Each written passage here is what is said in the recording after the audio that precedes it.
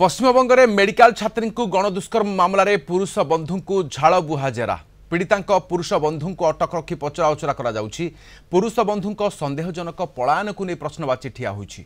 घटना दिन पीड़िता पुरुष बंधु तांकु एका छाड़ी साहाय्य पाई दौड़ी पड़ाइथिले। पर किछि सहपाठी सहित फेरी पीड़िता हस्पिटाल को नहीं पुरुष बंधु कहीं छाड़ी पड़ाइथिला ताकु नहीं तदंत हेउ बोली कहिसंती जातीय महिला कमिशन।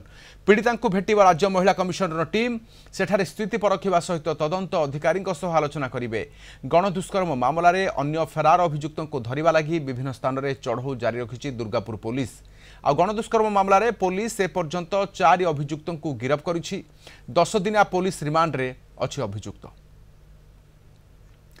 अधिक सूचना पाई कोलकाता ब्यूरो हेड प्रमोद महांती अच्छी। प्रमोद, वर्तमान पुरुष बंधु ही सब किछि जानि थाई पारे, झाड़ बुहा जेरा चली पुरुष बंधु को कौन किछि कहलानी कि?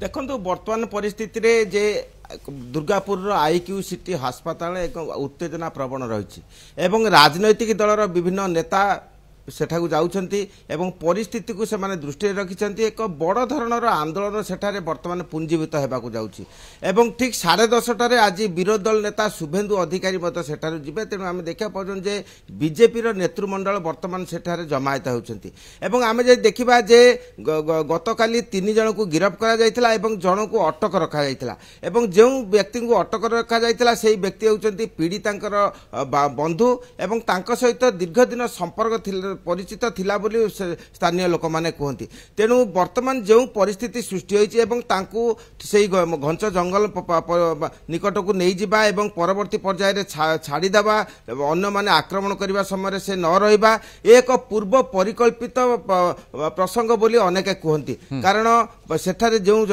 स्थान रही प्राय अस्पताल 1 किलोमीटर दूर रे एई घटना घटी जहाँकि आम बारंबार कलिंग टीवी रे काली देखैथिले एवं जोठी होइछि सेटा घंच जंगल एवं से जो संलग्न रास्ता रे कौन से आलोक नहीं, सीसी कैमेरा नहीं एवं साधारण जनजीवन कार्य तो 6टा पर सेटारे बंद हो जाए। तेणु सेठा को सेमाने काहेकि गले ताहा मध्ये वर्तमान प्रश्नवाची सृष्टि होइछि एवं जो फुचका खाइबा बा गुपचुप खाइबा विषय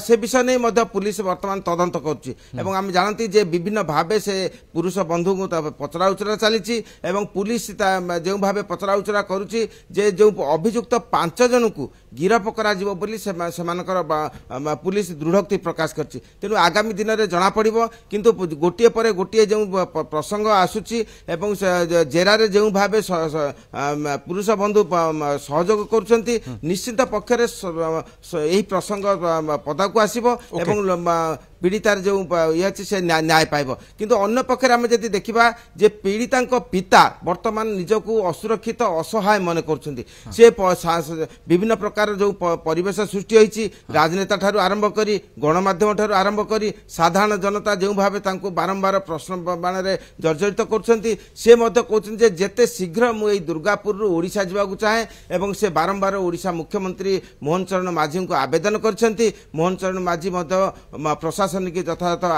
व्यवस्था नेबे बोली प्रतिश्रुति देइछंती एवं यही प्रतिश्रुति एवं तांकर जो आशा आकांक्षा परवर्ती पर्याय रे केउ रूप नेबो ता भविष्यत कहबो। किंतु आमे पीड़िता पिता सहित बारंबार जोगाजोग करथिलु एवं कलिंग टीवी से कहते जे जेते शीघ्र मु एठु जिबी एवं मो झिया को जदी सुजोग मिले ताले ओडिसा रे पढाइबी। तेबे अन्य अभियुक्त मध्ये खूब शीघ्र धरा पड़िबे सेइथिपे विभिन्न स्थान रे तनाघना जारी रहुछि।